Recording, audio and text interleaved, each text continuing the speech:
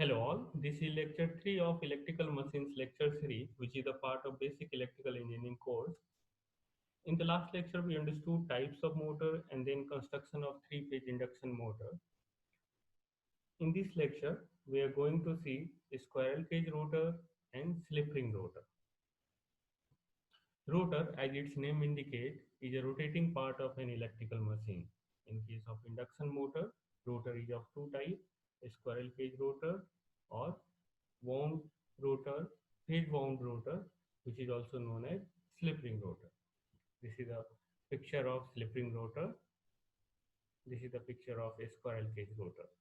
Just by looking on the picture of these rotors, we can easily conclude that in case of slip ring rotor, coils are used, whereas in case of a squirrel cage rotors, conducting rods are used.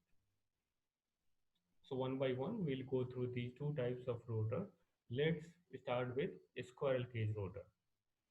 In case of a squirrel cage rotor, we have three main parts: rotor core, conducting rods, and end rings.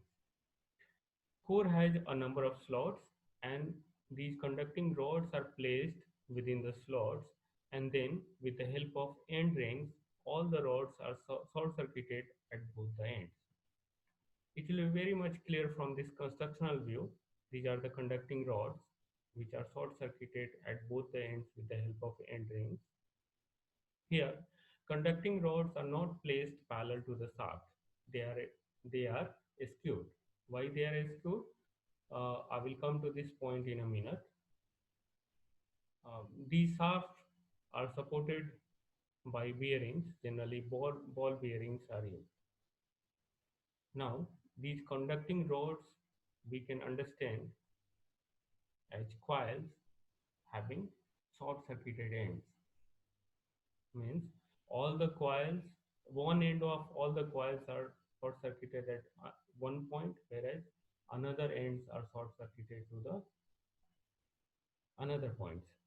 So this is the squirrel cage rotor coil. Some of the important points related to the squirrel cage rotor. First one, it is used in nearly 85% induction motor. Why? Due to its simple construction. The number of slots in stator and rotor are different to avoid magnetic locking. Low starting torque is the biggest problem of this rotor. Now, at, at these places, a skewed slot helps. Due to skewed slots in rotor, the stator and rotor slots will never be in line with each other, so it is avoiding the magnetic locking. At the same time, due to a skewed slot, the length of conducting rods increases, and so resistance increases. We know that resistance R equal to rho L upon A. So if L increases, it means resistance will increase, which decreases the phase angle between induced voltage in this rod and the current which is passing through these rods. And if phase angle will reduce, it means it will improve the starting torque. So with the help of a skewed slot, we are getting benefit of both avoiding magnetic locking, at the same time improving the starting torque. All copper bars are joined at both ends to each other by metal ring. It means both ends are short circuited. We have already seen it is done with the help of end rings. Such induction motors are also known as squirrel cage induction motor. Due to the name of rotor, motor is also known as squirrel cage induction motor. Now question is that why it is a squirrel cage? Actually, when we'll remove the core from this rotor, then we'll have conducting rods with end rings, and it form a cage which looks like a squirrel cage, and that's why the name of the rotor is a squirrel cage rotor. In case of slip ring rotor, coils are used at the place of conducting rod. and coils are connected in a star fashion in case of three-phase induction motor. So one ends of the coil are short circuited at one point, whereas another ends are connected to the external resistance.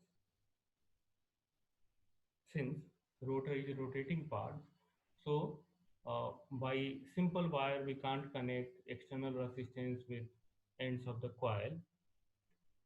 So this we are getting with the help of slip rings. Slip rings has circular rings with carbon brushes, and carbon brushes slips over the circular ring and making electrical contact between external resistance and ends of the coil. And what is the benefit to add this external resistance? It improves starting torque.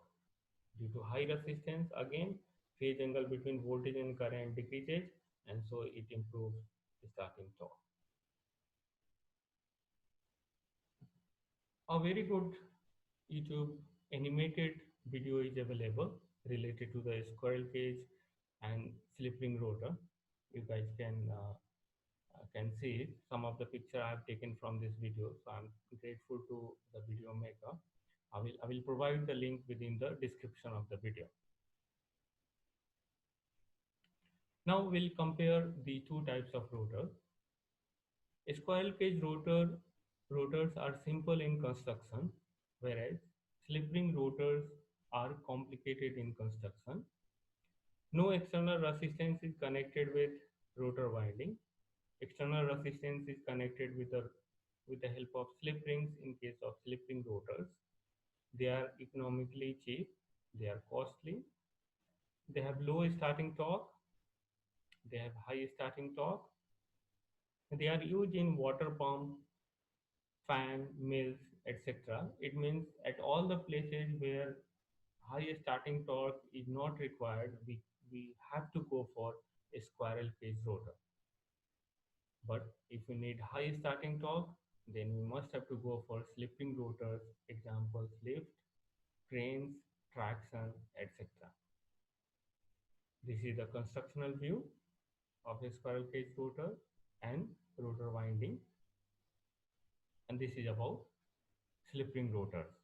Here we are adding external resistance to improve the starting torque. This is the end of this video. In the next video, we'll go through rotating magnetic field. Thank you.